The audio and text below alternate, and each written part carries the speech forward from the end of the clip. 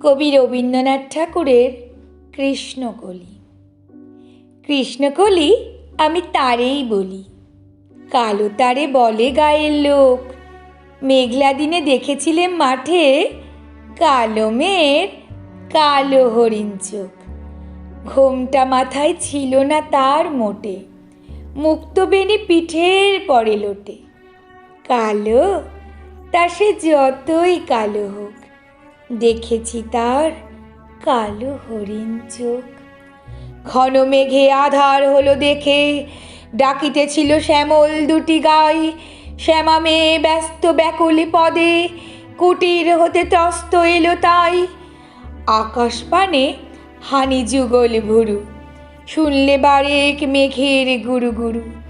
কালো তা সে যতই কালো হোক, দেখেছি তার কালো হরিণ চোখ।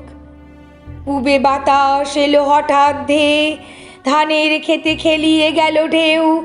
আলের ধারে দাঁড়িয়েছিলেম একা, মাঠের মাঝে আর ছিল না কেউ। আমার পানে দেখলে কিনা চেয়ে, আমিই জানি আর জানে সেই মেয়ে। কালো তা সে যতই কালো হোক, দেখেছি তার কালো হরিণ চোখ। এমনি করে কালো কাজল মেঘ জ্যৈষ্ঠ মাসে আসে শান কোণে। এমনি করে কালো কোমল ছায়া আষাঢ় মাসে নামে তমাল বনে। এমনি করে শ্রাবণের রজনীতে হঠাৎ খুশি ঘনিয়ে আসে চিতে। কালো তা সে যতই কালো হোক, দেখেছি তার কালো হরিণ চোখ।